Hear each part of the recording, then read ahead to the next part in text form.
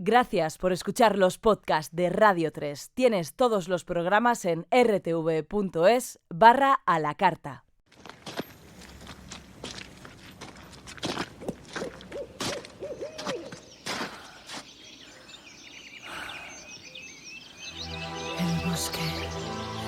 El bosque habitado.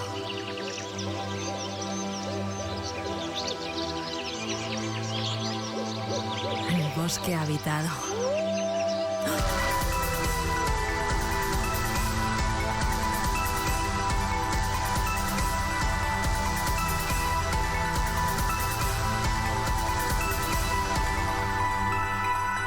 Bienvenidas, bienvenidos al Bosque Habitado de Radio 3.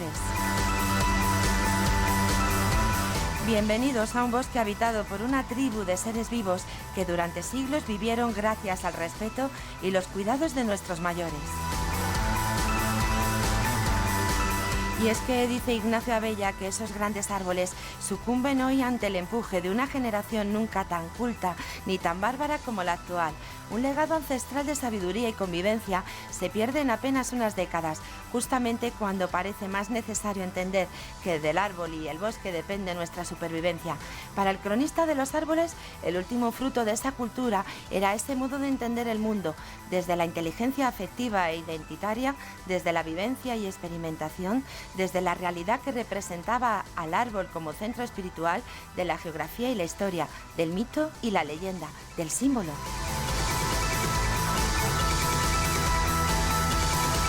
Así que este programa pretende contribuir a recuperar este legado esencial y su significado. Nos encontraremos con el árbol de reunión, el árbol de concejo, el árbol de la palabra, el árbol santuario, sagrado, monumental, anciano, el árbol memoria, y bajo su gobierno recordado y defendido por el inestimable testimonio de Amable y Ana María Moradiellos, comprenderemos que el estado de los árboles notables es el perfecto indicador de nuestra sensibilidad y cultura y de nuestra capacidad para relacionarnos de un modo respetuoso con nuestro entorno. Y para declarar a estos árboles de la memoria y de la democracia más ancestral, contaremos con el saber hacer de Mark Knopfler, responsable de la banda sonora Local Hero, porque hoy los grandes árboles son nuestros héroes locales. Dendro significa árbol y cracia poder, es decir, dendrocracia, el gobierno de los árboles.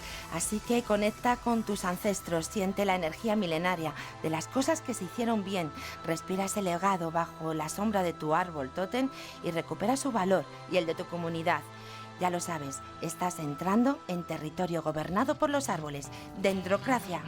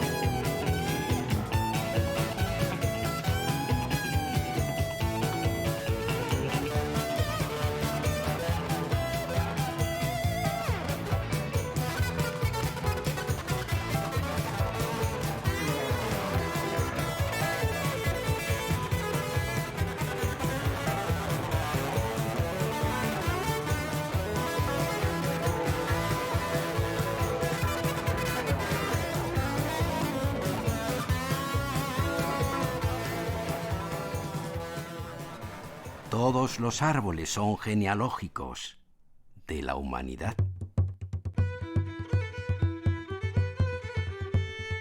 En el país de los árboles, que un tiempo fue la vieja Europa, Cada aldea, pueblo o ciudad tenía en el mismo centro un árbol alrededor del cual se reunían los vecinos para tomar las decisiones, hacer la ley y la justicia o celebrar la fiesta. Este árbol era venerado como un verdadero santuario, como alma y representación del territorio, de la sociedad, del mundo. Llamamos dendrocracia a ese modo de gobierno en el que el tejo, el roble, el olmo, el moral eran testigos mudos y sedes de los verdaderos parlamentos que constituían los habitantes de cada pueblo, reunidos para gobernarse a sí mismos y al paisaje que los rodeaba. La palabra democracia nos viene del griego demos, que significa pueblo, y kratos, poder. El poder del pueblo, podríamos decir, aunque cualquier parecido con la realidad sea hoy una pura coincidencia. La dendrocracia es al menos tan antigua como la democracia. Apenas tenemos conciencia y constancia documental de la tradición oral y el derecho consuetudinario que este sistema representaba. Aún así, todavía podemos encontrar cientos y cientos de árboles que sobreviven por los pueblos de todo el arco atlántico europeo, dando fe de toda una cultura que se desvanece. Alrededor de estos tejos, robles, olmos, morales, giraba la vida de nuestros ancestros. La identificación con el árbol totémico era, a veces, tan importante que aún podemos verlos en numerosos escudos como emblema y representación de nuestra identidad.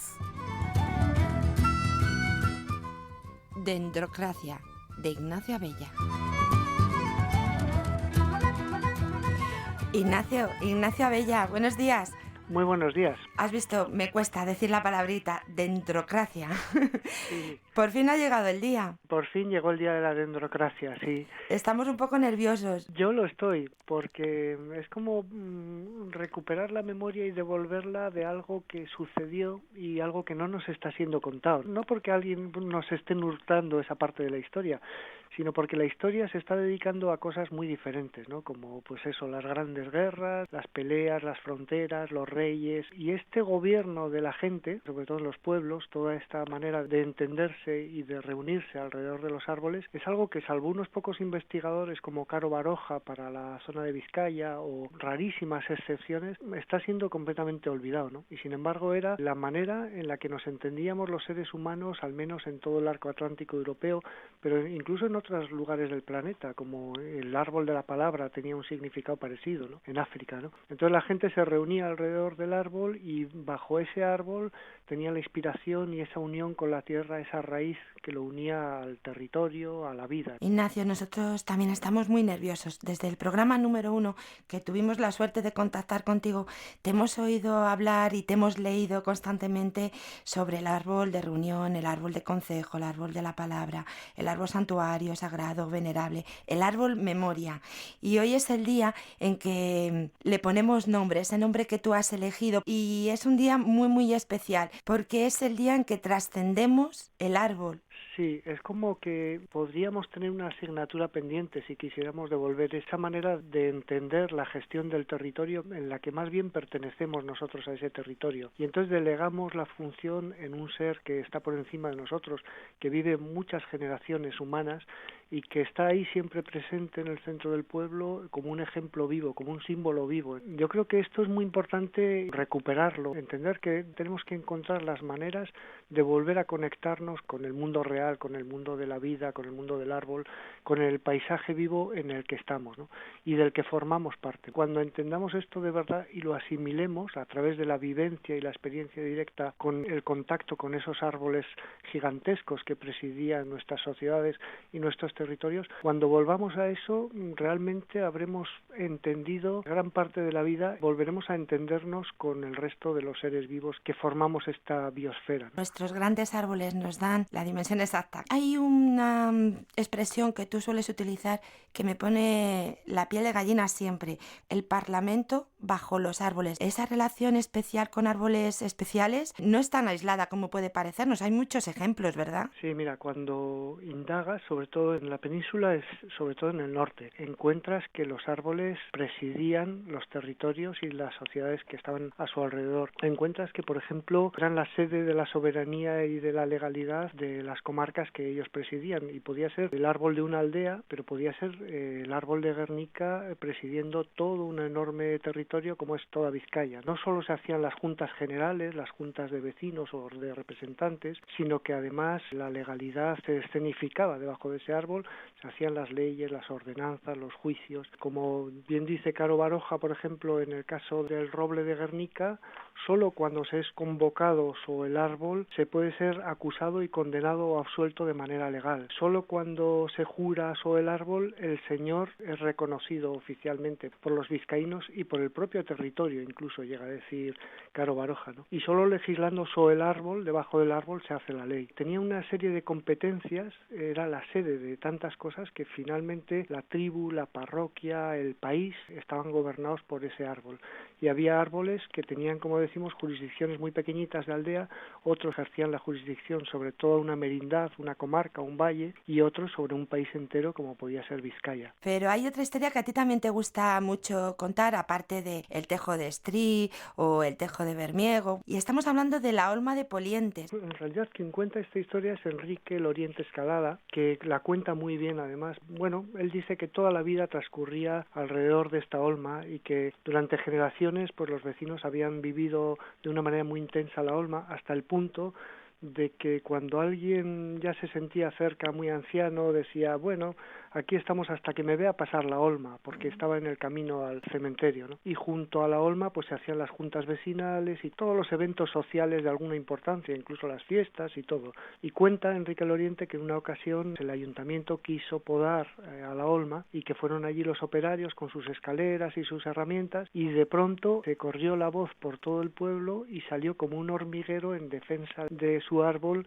y tuvieron que salir corriendo los operarios del ayuntamiento para evitar que los corrieran. Esto es un ejemplo de los muchos que podíamos poner de un árbol que se defendía a ultranza y que era parte de uno mismo, parte del pueblo, el símbolo y el emblema de cada uno de nuestros pueblos, ¿no? Y además ese árbol ha significado tanto en comunidades de otros tiempos que cuando llegaba un invasor para atacarles, lo peor que podía hacerles era atacar a su árbol tótem, ¿verdad? Sí, esta identificación tenía muchas dimensiones. Por ejemplo, incluso cuando un noble tenía su casa solariega, el emblema de esa casa solariega eran los árboles solariegos también, de manera que un castigo muy común era decapitar esos árboles, cortarle los árboles solariegos, y esto ha sucedido a lo largo de la historia, desde que Roma cortaba los bosquecillos sagrados de los druidas o el bosque sagrado de los masaliotas, hasta, bueno, pues Carlomagno cortando el irminsul de los sajones, y a lo largo de la historia, en definitiva, la Iglesia misma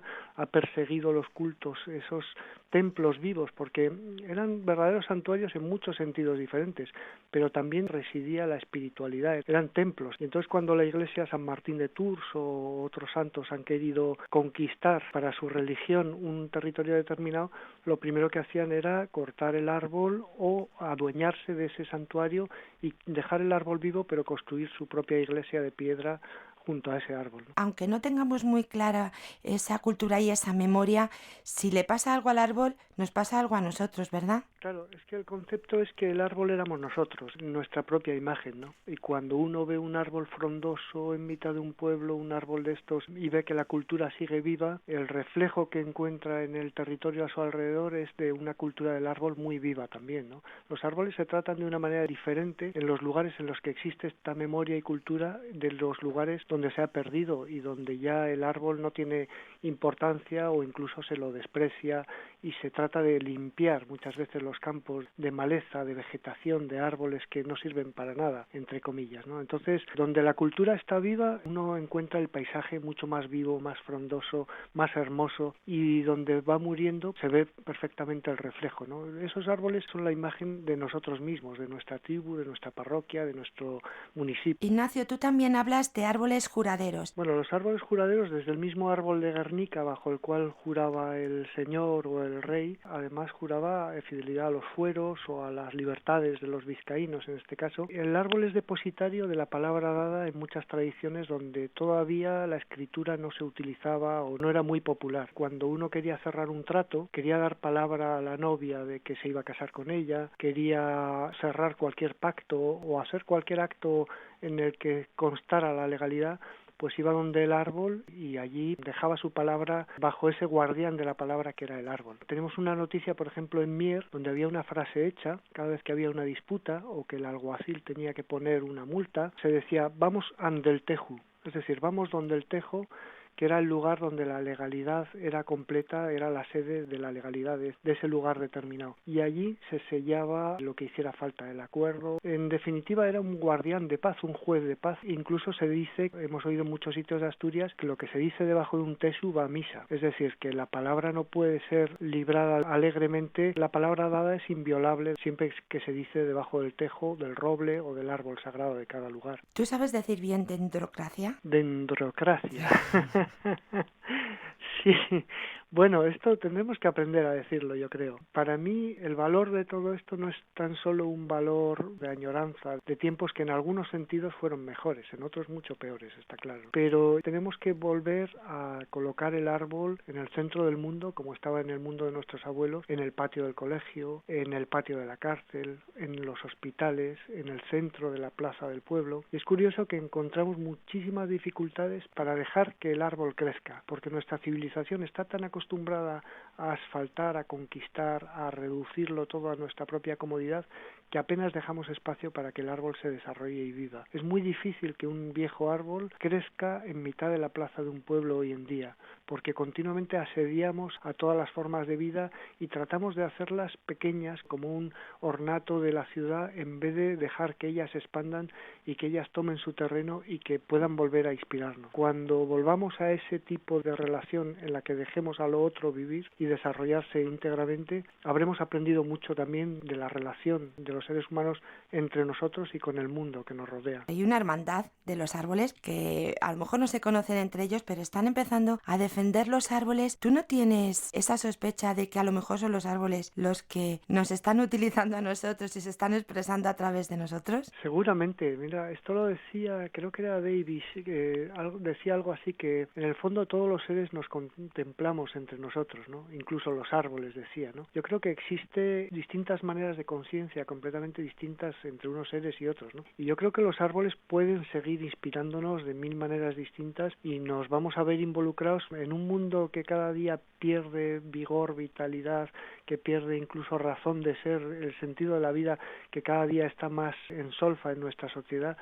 Yo creo que vamos a recobrar como un punto de cordura y un sentido común como única salida también a todas las callejones sin salidas en los que nos estamos metiendo, tanto a nivel social como ecológico, ¿no? Que el árbol va a volver a la escuela, va a volver a la sociedad, va a volver a los cuentos de los niños como siempre estuvo, va a volver a conquistarnos de alguna forma y vamos a ser nosotros los que desconquistemos el mundo que hasta ahora hemos ido haciendo a nuestra imagen y semejanza. Bueno, este bosque está cada vez más habitado hoy bajo la proclamación de la dendrocracia. Sí, creo que esto de ceder el poder a otras entidades, a otras formas de hacer, yo creo que sería muy útil y muy bueno desde el punto de vista ya simbólico y encontrar otras dimensiones para encontrarnos y entendernos entre nosotros. Pues muchísimas gracias, Ignacio. La Comunidad del Bosque ya tiene un tipo de gobierno diferente y muy arbóreo.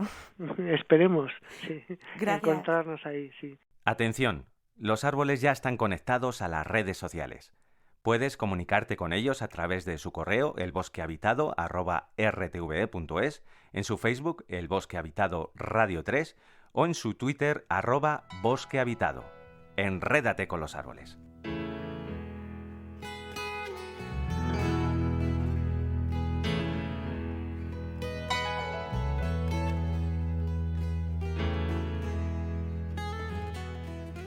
It gets so down before the dawn. It's when it gets to me, before the city symphony of taxi horns. That That's the way it always starts. Sitting here and waiting on the beating of my heart. Last night I thought I heard my name. Well, it was too dark to see, but it had to be. The voice was just the same. That's the way it always starts. Sitting here and waiting on the beating of my heart. So tell me, why should it have to be this way? Why can't it be alright? Why can't I sleep at night? Why should it have to be this way? Why must there be this price to pay?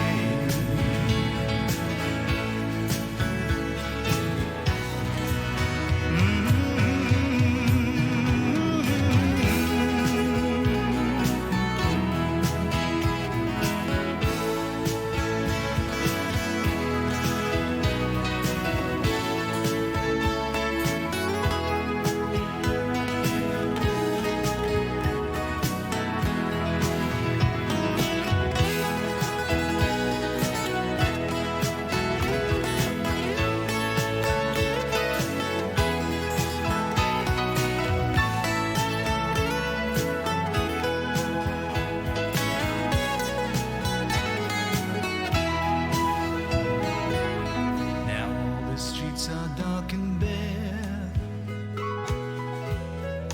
Oh, if you can live in this town, then stick around, you can live anywhere.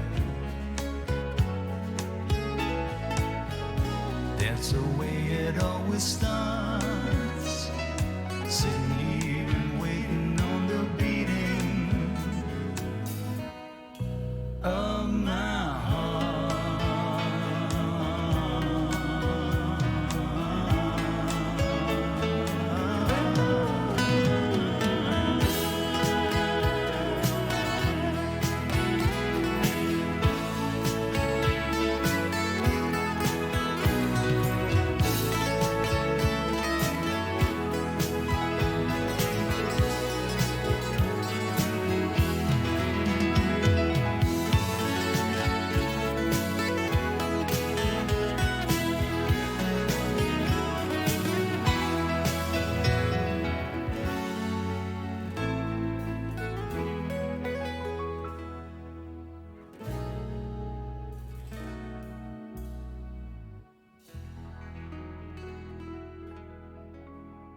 Si tu tribu ha perdido la memoria, búscala en la savia de los árboles que cobijaron a tus antepasados.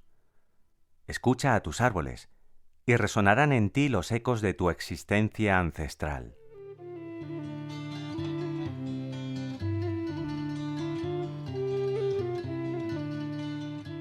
Así cuenta Ignacio Abella, el cronista de los árboles, su providencial encuentro con Amable.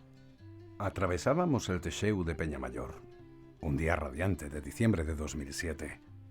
Reinaba, como siempre, el silencio en esta apartada tejeda de árboles centenarios, cuando en mitad del bosque, entre los más viejos y gruesos tejos, encontramos a Amable, un anciano de 88 años que caminaba ágilmente, pese a la dificultad del terreno.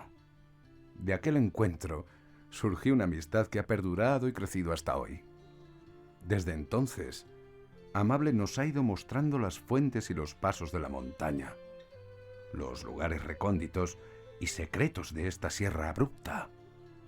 Y cada vez hemos tenido la sensación de estar ante el último representante de una raza sobria y sabia que supo conservar el amor hacia la tierra y el bosque y expresarlo a través de toda una cultura en la que el árbol fue principio y fin. Bueno, hombre, si te era que yo antes se reuní en el pueblo para ver prestaciones, o sea, sextaferias, que era el sexto día de la semana.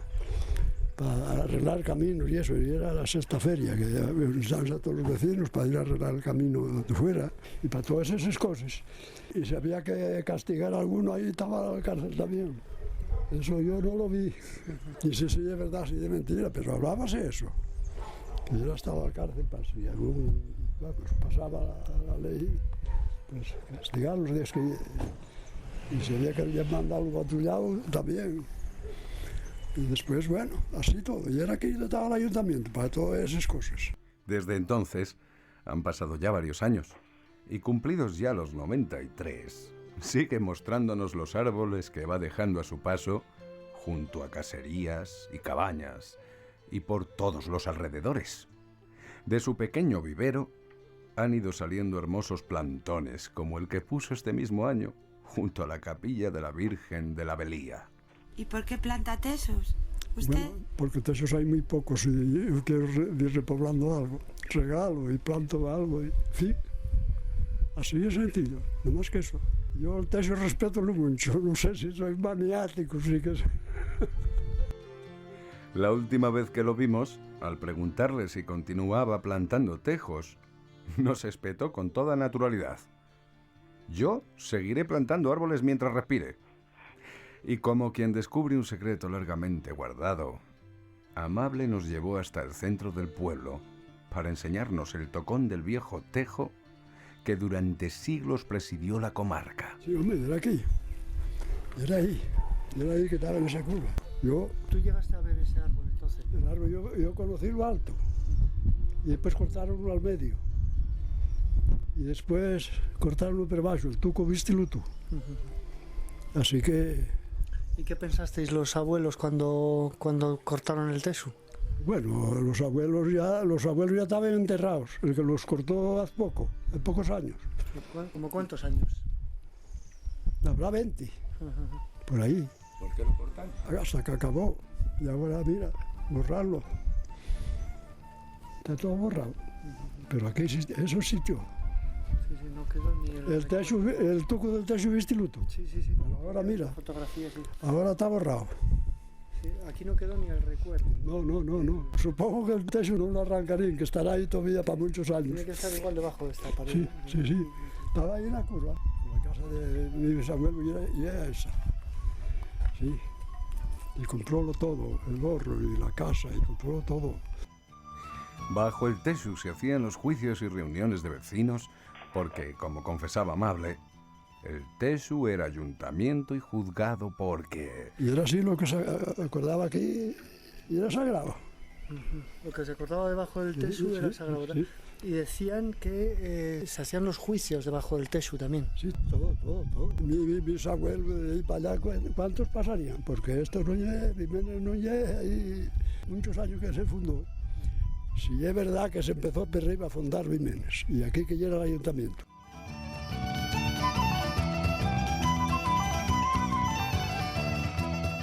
Buenos días, Ana María Moradillos, buenos días. Hola, buenos días. ¿Qué te ha parecido la historia que ha escrito Ignacio Abella y que nos llevó a conocer a Amable? Tú has oído hablar de él también, ¿verdad? Sí, a Ignacio cuando recababa información sobre los tejos que hubo aquí en Sotres y lo nombra en las primeras páginas de su libro en la dedicatoria. Y sí, él me había hablado y me recordaba extraordinariamente los mismos relatos que yo había oído aquí a mi padre y a mi abuelo y a los ancianos tantos que conocí yo en Sotres. Tú vives en uno de los pueblos más altos de Asturias. ¿Está nevado ahí en Sotres? Sí. Y aunque no hay gran cantidad, estamos en periodo de helada y no es que haya muchísimo, pero esta está esperando la siguiente. Precisamente por vivir en uno de los pueblos más altos de Asturias, dice Abella que eso os ha permitido a ti y a tu familia mantener cierto aislamiento en el pasado y conservar vuestra memoria. Bueno, esa es una peculiaridad que mantuvo la memoria colectiva del pueblo, a mi familia en especial, la historia y todo lo que conllevaba sus antepasados y sus raíces, para ellos era religión, de modo que sí se conservó y luego este aislamiento secular que padecimos por siglos. Estamos en picos de Europa entre montañas altísimas, 2.500 metros, el pueblo a 1.050 y yo aún conocí el pueblo sin carretera, sin luz eléctrica y sin teléfono. Todo esto llegó en la década de los 70 y el teléfono llegaron los 80 y la luz eléctrica, que eso también hizo que perduraran formas de vida antiquísimas, el lenguaje, ciertos aspectos en las vestimentas,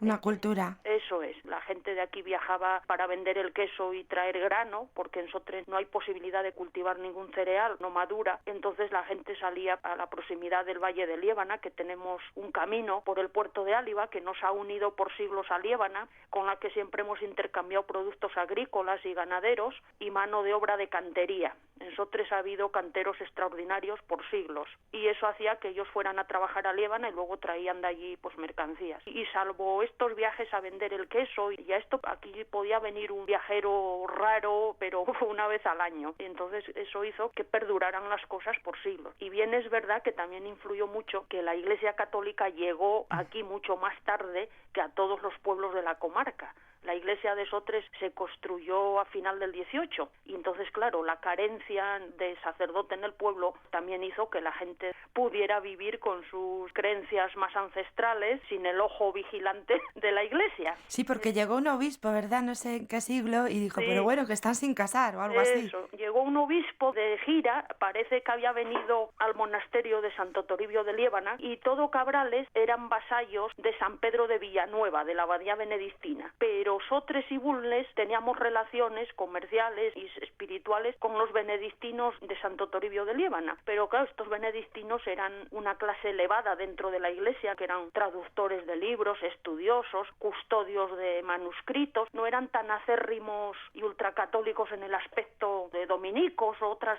Sí. Y este obispo pues vino al monasterio Santo Toribio, pues supongo que a ver la reliquia del santo, y ahí se traducían Biblias, y como queda cerca, los benedictinos le comentaron que tenían aquí en Sotres algún interés, tenían un hórreo y tenían una fragua, que era un pueblo hermoso, y que ellos venían 3-4 veces al año a hacer una visita pastoral. Y el obispo vino con ellos y pasmó.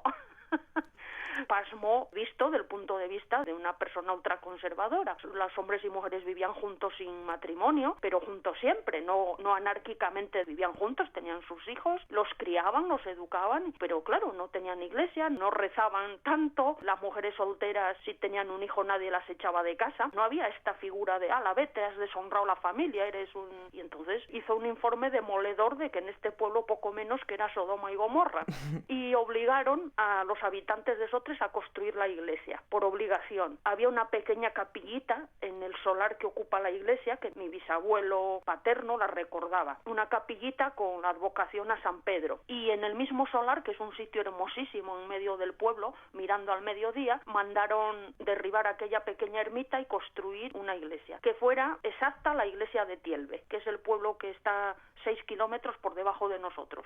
Y entonces la gente del pueblo bajó a medir la iglesia, a hacer el plano, los canteros y los carpinteros, pero ellos, los pícaros, una vez que la obligación era hacerla, quisieron que fuera mejor que la de Tielbe, y en vez de tomar las medidas intramuros, los canteros la tomaron extramuros, de modo que se dice que si pudiera suspender la iglesia de Tielbe, encajaba perfecta dentro de la de Sotres. Tiene las mismas puertas, la misma orientación, el mismo campanario, todo, pero la de Sotres es mayor, y la construyeron los canteros de Sotres, los carteros, y la bóveda sacaron la piedra de una cueva que está debajo de casa de mi abuelo. Como mi familia son canteros, recuerdo bien los detalles, construyeron la bóveda con piedra tobe de la cueva al Jorcadiello. Ana María, antes de que me hables del tejo, que estás a puntito de hacerlo, vamos a ver cómo te presenta Ignacio Abella tus palabras en la memoria de tu familia. Para mí, Ana María es la imagen misma de la memoria de, además de generaciones anteriores, porque a lo largo de mucho tiempo su familia ha ido recopilando la memoria de todas las formas posibles y además la memoria de lo que verdaderamente importa, para mi manera de verlo al menos, ¿no? Entonces ella te sabe decir dónde está una planta determinada, para qué sirve esa planta, te sabe decir cuándo se plantó un árbol, y a veces la fecha exacta en la que se plantó un árbol determinado. En fin, tiene la memoria de la historia y de las pequeñas historias de su pueblo a lo largo de generaciones.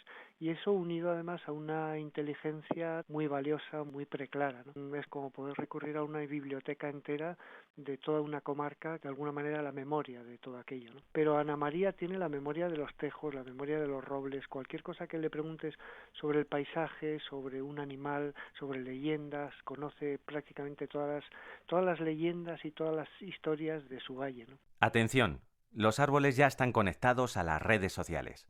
Puedes comunicarte con ellos a través de su correo elbosquehabitado@rtve.es, en su Facebook El Bosque Habitado Radio 3 o en su Twitter @bosquehabitado.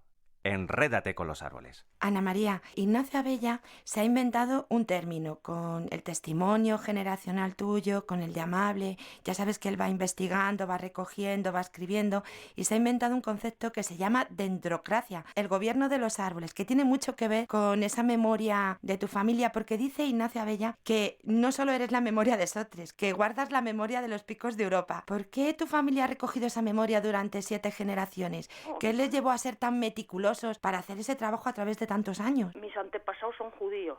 Ellos vinieron aquí de Burgos hacia 1374-75 a Sotres y se quedaron también un grupo del mismo origen en Arenas, en la zona de Llanes, por Asturias, por Orense y Lugo. Se esparció la aljama de Burgos, la esquilmó y la extinguió el primer rey Trastamara, Enrique II, y entonces pues los expulsó, los diezmó, los asesinó, en fin. Y mis antepasados recalaron en esta comarca. Y debido al aislamiento y a las buenas condiciones para el pastoreo y la cantería y algunas cosas que ellos sabían hacer, se asentaron aquí. Y entonces, como este pueblo ha estado esparcido por la faz de la tierra 2000 y pico de años, su pervivencia ha venido de la fascinación que sentimos por nuestros antepasados, por la historia, y el hilo conductor que nos enlaza con nuestros antepasados y la obligación de generación tras generación transmitirle a los siguientes todos tus recuerdos, tus vivencias, tus orígenes y todo cuanto tú supieras de ti mismo, de tu familia y también de donde te tocó vivir, porque si conoces a tus vecinos y en cierto modo a tus enemigos, te preservas mejor de males futuros. Mis antepasados eran personas cultas dentro, eso te iba a decir, una gran cultura para dentro hacerlo. de las pocas posibilidades que puede haber viviendo pues en montañas, en desiertos, son sitios donde no hay escuelas, mucho menos sinagoga, pero luego ellos en casa, yo a mi abuelo le recuerdo siempre rodeado de libros, inculcándole a sus hijos como la religión, el leer hijos, el alfabetizaros, si a vuestro alrededor hay una persona que no sepa leer y escribir, enseñarle. Yo esto lo vi siempre en mi casa y entonces mi padre y mi abuelo sobre mí tienen una enorme distancia de años. Mi padre me tuvo a mí con 43, que ahora es normal. Mi padre era un hombre mayor para mí. Sí, podía haber sido tu abuelo. Eso es. Y mi padre tenía una memoria prodigiosa. Cuando Ignacio me lo dice a mí, yo digo, ojalá hubieras conocido a mi padre, que por poco, papá murió en 2008. Él tenía una memoria prodigiosa y mi abuelo igual. Así que les interesaba todo. Ellos iban a pastorear y observaban los pájaros y los árboles. Tenían una relación especialísima con los animales y con los árboles. Pues a veces los vecinos se reían de nosotros, cómo tratábamos a los animales, el cariño con el que siempre andábamos recogiendo perros y gatos y pájaros y todo ser que andaba por ahí perdido o enfermo o cojo, pues era para nosotros. Pues te voy a preguntar ya por el tejo, porque este es un programa de árboles. ¿Qué significa para ti el tejo? En nosotros era un ser vivo que llevaba aquí más años que ningún otro ser vivo. Solo las montañas le superaban en edad y entonces eso a nosotros nos hacía como sentir que nos enlazaba con el pasado. Siempre decíamos, ay Dios, cuánta gente habrá visto pasar este tejo, cuántas personas habrá conocido, cuántas palabras habrá oído. Era un testigo vivo de nuestra historia. Mira, tenemos una montaña que preside Sotres que se llama el Pico Eboru y muchísimas veces decimos, ay Dios, fíjate los años que lleva ahí el Pico Eboru, cuántos sotrianos habrá visto nacer y vivir y morir. Pero claro, la montaña no es un ser vivo, entonces para nosotros aquellos tejos era un ser vivo que había visto a mi abuelo, a mi bisabuelo, a mi tatarabuelo, a mis abuelas, a mis bisabuelas, ¿comprendes? Sí. Y era como si tocándolo a él, tocaras el sitio donde habían tocado también tus antepasados. Te unía, era un ser vivo que había conocido a los tuyos. Es muy bonito oírte hablar así, es muy emocionante, Ana. Eso era. En Sotres, durante mucho tiempo, hubo un tejo especial. En Sotres había uno que ya no lo conoció nadie, de los hombres que a mí me lo hablaron y las mujeres ninguna lo había conocido. En el solar que ocupa la iglesia, delante de esa pequeña ermita que yo te digo que se había construido, supongo que por los benedictinos de Santo Toribio, supongo que fueron ellos los que indicaron de construir ese pequeño templo. Había un techo, por lo que me indicaban a mí estos hombres, a la derecha de la puerta de la iglesia. Y el sitio que ocupa la iglesia de Sotres tiene un nombre concreto, encima al Pareón. Y entonces ahí había un techo. techo. Y la gente se reunía en él, se tocaba concello para hablar de las cosas del pueblo. Aquí no decimos estaferia, aquí se dice adobejos, ir a adobejo, adobar. Y entonces pues se limpiaban los caminos, ahí se acordaban todas las cosas que afectaban al común, de lo que fuere. Se hacían tratos de dinero, se sellaban debajo del árbol en el sentido de yo te di a ti esta palabra y mira quién fue el testigo. La palabra era sagrada, ¿verdad? Claro. Ah, pues cuéntame la historia del tío Juan. Yo me refiero era al tío Juan, que alguna vez fue crío y mozo. Físicamente no era así un hombre de mucha talla, era un hombre normalito, flaco, y cortejaba a una hermana de mi bisabuela paterna, de mi bisabuela Inocencia, que se llamaba Paula. Y Paula era una moza, y mi bisabuela y otra hermana Isabel eran mujeres muy altas, porque lo era su padre y su madre, y rubias de ojos azules. Y Juan cortejaba a Paula. La cortejaba en silencio, aún no lo sabía nadie, nada más que ellos dos. Y entonces les parecía que Juan no era un pretendiente adecuado para Paula cuando se trascendió esta relación. Sobre todo los padres y la familia de Juan consideraban que tenían más dinero, más praos, estas cositas. Sí, lo de siempre, sí. Y que a lo mejor Juan iba a ser un poco ridículo al lado de una moza que le sobrepasaba posiblemente en 20 centímetros. Y entonces empezaron a entrometer la familia de él y la madre y el padre y tías y en fin, y que no querían que se casara con Paula. Pero ellos se querían. Y entonces ya Juan, un día harto de las presiones en casa y de estas letanías, pues le dijo a su madre y a su padre y a toda la familia: mira, me caso con Paula como está Dios en los cielos, porque yo le juré debajo del techo que iba a ser el marido suyo, y ella juróme a mí que iba a ser la mujer mía, y por encima de la capa de las estrellas yo me caso con Paula, así que si no os gusta lo pasáis de una mano a otra. Y se casó con ella y tuvieron 8 hijos y murieron de viejos juntos. O sea, que la familia respetó la palabra dada bajo el tejo. Sí, sí, no la había comprometido en otro aspecto, ¿sabes? No era en el sentido de estar embarazada, no, ellos habían jurado que iban a ser marido y mujer debajo de aquel techo.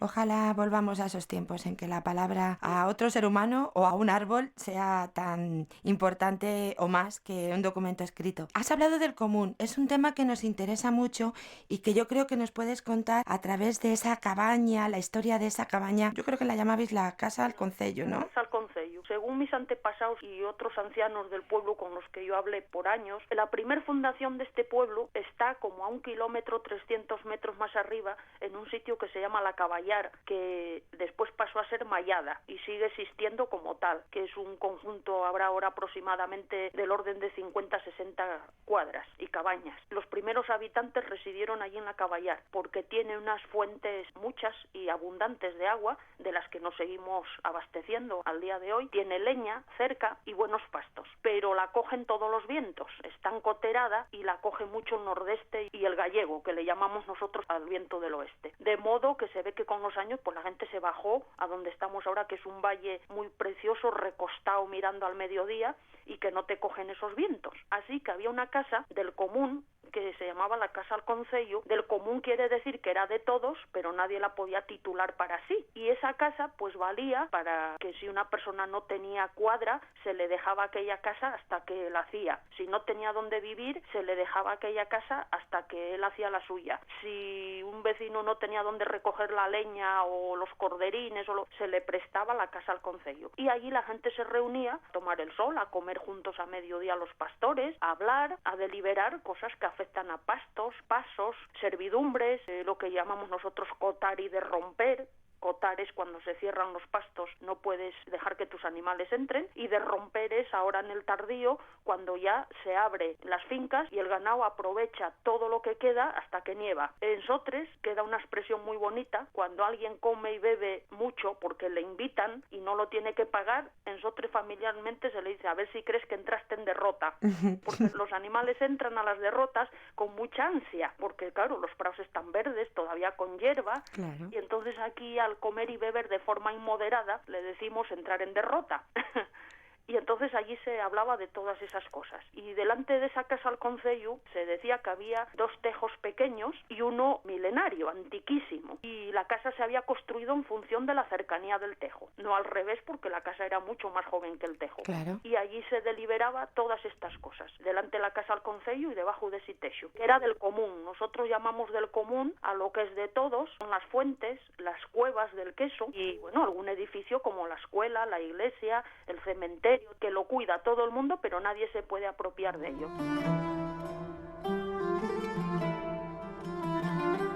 Bajo la denominación de árboles de concejo, árboles de junta o junteros, entendemos todos aquellos que tradicionalmente servían como sede de las reuniones vecinales. La etimología es clara. Concejo viene del latín concilium, asamblea o reunión, y una institución jurídica de gran importancia era el concejo abierto, es decir, la asamblea de vecinos que decidía y regulaba los temas de convivencia y las cuestiones comunes en una de las versiones más antiguas de la democracia. Estas reuniones se han llevado a cabo tradicionalmente bajo los árboles totémicos. Entre las funciones que ejercía este árbol central en gran parte de Europa, diremos que era el lugar de encuentro, la sede de las asambleas de jurisdicciones comarcales o municipales. En muchos lugares se consideraba que la palabra dada y los tratos al pie de estos árboles debían ser inviolables. En estos concejos abiertos se elegían alguaciles o representantes, se dirimían las cuestiones sociales, se planificaban los trabajos comunales, se decidía sobre la gestión de pastos, helechales y terrenos del común, repoblación de montes, acotados. Esta institución era, por tanto, el centro neurálgico de la sociedad y del paisaje que desde allí se planificaba y gobernaba. Por otro lado, la ley y las ordenanzas propias de cada lugar se hacían en estas mismas asambleas bajo los mismos árboles, que también servían para celebrar los juicios. Pactos, tratos y acuerdos de cierta relevancia se sellaban al pie de árboles testigos, y numerosos rituales, fiestas y otros eventos se realizaban asimismo alrededor. En muchas regiones, los tejos y otros viejos árboles fueron también mausoleo vivo, entre cuyas raíces se iban enterrando por generaciones enteras todos los vecinos del lugar, hasta formar un árbol ancestral. En Lekeitio, Vizcaya, donde ya ni siquiera se recuerda al tejo, salvo por su presencia en el escudo de la villa, tenemos una valiosa cita de Antonio Cabanilles, sobrino del famoso botánico, que escribía en su libro Lekeitio en 1857. Hay acuerdos de 1 de enero de 1487 y de años posteriores en que se dice que el ayuntamiento se reunía bajo el tejo que está en el cementerio de la iglesia. Esto era entonces muy general y aun en Bayona se usó este modo de celebrar concejo. La cultura del tejo, de Ignacio Abella.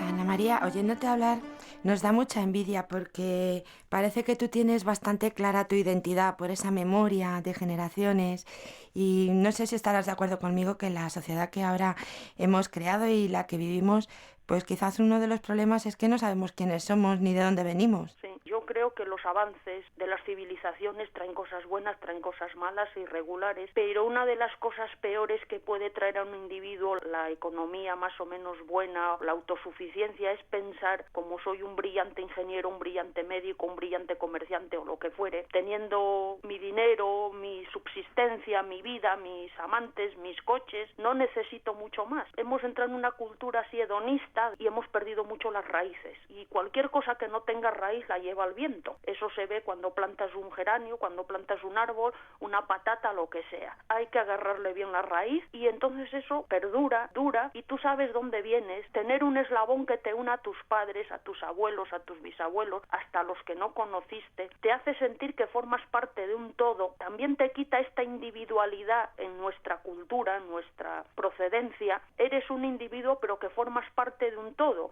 Tú en ti mismo no eres nada si no fueran tus antepasados y no fueran tus hijos o tus nietos o tu sabiduría que vas a dejar en el mundo. Al fin y al cabo le debes casi todo a quien recorrió el camino antes de ti, y nosotros ahora cosechamos el trabajo de nuestros antepasados en la sociedad. Nuestros abuelos y bisabuelos vivieron mal, nuestras madres, abuelas y bisabuelas fueron víctimas de grandes desigualdades sociales, de machismo, falta de alfabetización a veces, de considerar que la mujer era un mero instrumento reproductor, y cuando las mujeres de ahora hemos conquistado posiciones sociales que merece la pena luchar por ellas porque se nos respeta como individuos, hemos de transmitirlo, pero hemos de dar las gracias a quien sufrió antes que nosotros todas las penalidades, porque nosotros no hemos hecho nada más que recoger una cosecha que empezó a sembrarse hace siglos, pero el mérito es del primer labrador, del que abrió la piedra, del que quitó las ramas, el que sembró, y no agradecemos que antes que nosotros lucharon todos nuestros antepasados por tener mejores condiciones laborales, porque se respetara a los niños, porque se les escolarizara.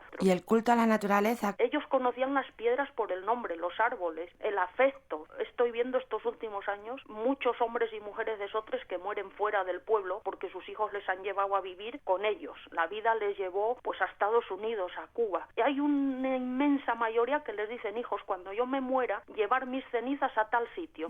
¿Tal sitio cuál es? Donde él fue pastor de niño. Este verano vinieron las cenizas de un hombre de Sotres de 97 años que llevaba 70 en la península de la Florida, en Estados Unidos. Y le dijo a sus hijos: quiero que me echéis ahí. El arraigo que ellos tenían, cómo recordaban las estaciones. Yo los he visto volver después de 50 años al pueblo y conocer el nombre de cada piedra del sendero por el que ellos habían cuidado el ganado, cómo nombraban a los pastores que habían estado con ellos. Siempre que oigo, y me gusta mucho leer sobre las tribus indígenas norteamericanas que desgraciadamente tan malo pasaron al contacto con el hombre blanco, este amor infinito que tienen navajos y cheroquis y chiricahuas, esta simbiosis que ellos tenían con la naturaleza. Ellos no veían el oro, no veían al bisonte como alguien que les enriqueciera, no, eran sus compañeros de camino y no podían extinguir las fuentes, ni los bisontes, ni la caza. Era su medio de vida y la naturaleza era su madre, y nosotros aquí también la veíamos así: cuidar las fuentes, cuidar los árboles, no envenenar, no matar, como nosotros decimos, no deseniciar, que equivale a no exterminar. Pues no, cuidarlo para que el siguiente que venga encuentre esa fuente, ese árbol, ese camino, esa montaña, ese valle en condiciones. Nosotros reivindicamos recuperar esa identidad. También éramos indígenas europeos, y tenemos que recuperar todo eso, y lo hacemos gracias a personas como tú. Muchísimas gracias, Ana María. Por nada, que siga bien y bueno, ojalá que les guste. Nos ha encantado. Muchas gracias. De nada, María José, que sigan bien. Gracias.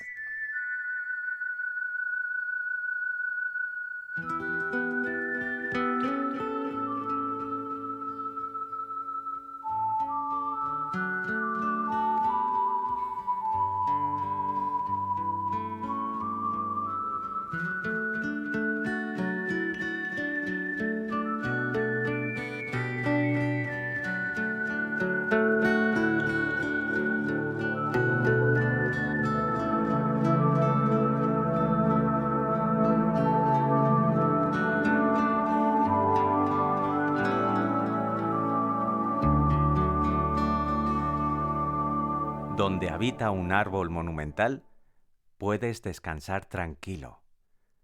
Estarás en un santuario natural, elegido por la naturaleza como rincón venerable de la tierra.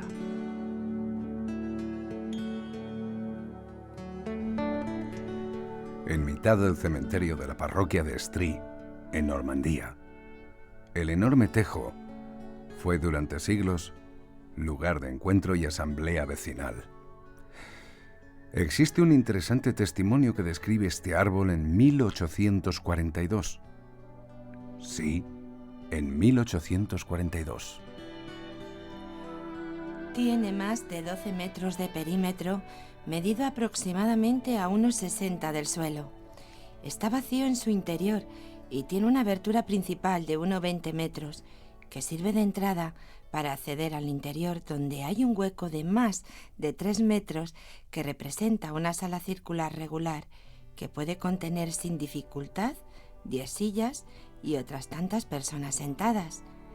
Pero lo más asombroso es que actualmente los consejos municipales se celebran allí, que se cierran los tratos y que, no siendo la iglesia suficientemente grande para contener a todos los fieles, consideran que el árbol forma parte de ella y se acercan a él con la cabeza descubierta.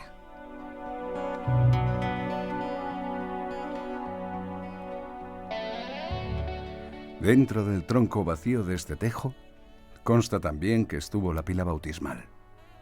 Se cerraba así un impresionante círculo vital en el que los vecinos nacían e iban a morir a los pies del tejo. Difícilmente encontraremos un círculo más perfecto. Por ello, durante nuestra visita a Estrí, hace unos años, no nos sorprendió que el vecino que nos acompañó amablemente al hueco de aquel árbol totémico tocara las paredes interiores de madera con la delicadeza de quien se atreve a tocar un lienzo de Goya, advirtiéndonos que hay que tener mucho cuidado, pues la madera se desmorona.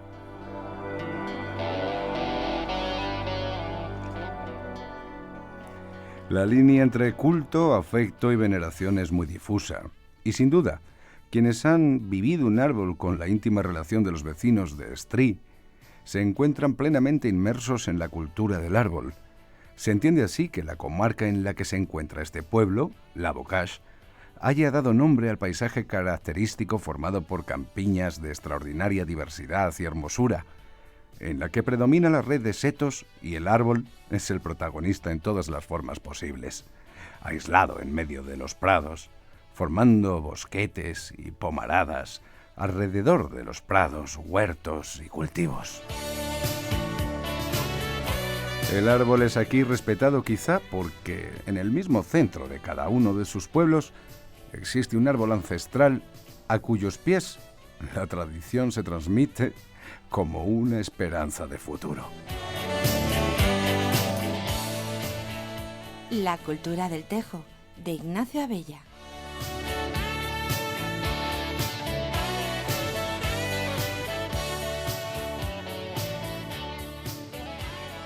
Está demostrado, los únicos seres vivos de la Tierra que con certeza pueden reencarnarse son los árboles.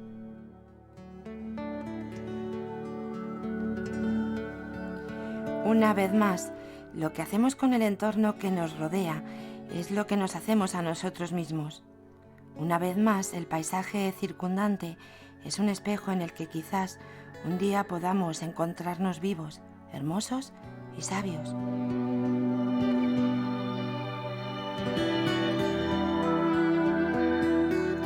Cada vez que el árbol tótem de una comunidad muere, se pierde el último eslabón de todo un linaje de tejos, robles, olmos y otros árboles que se han ido reponiendo desde tiempo inmemorial y que han generado una memoria y una tradición única e irrepetible.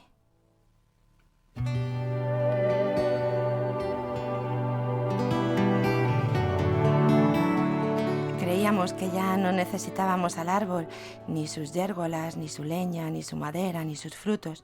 Pues bien, ha llegado el momento de tomar conciencia del árbol en equilibrios tan vitales como el del clima, la atmósfera o los ciclos del agua. Que esta conciencia no sea exclusivamente racional, porque debe trascender en nuestra forma de vida, en nuestras decisiones y en nuestras acciones.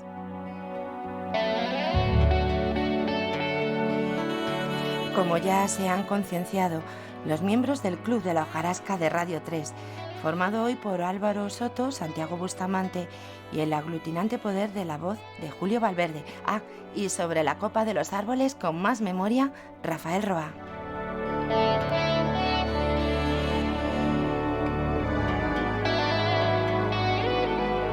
Y como eres lo que escuchas, se despide de ti esta nómada de tiempos habitados por árboles antiguos y árboles de futuro, pero todos pertenecientes a un mundo sin podas y sin ofensas, bajo su protección y gobierno. María José Parejo.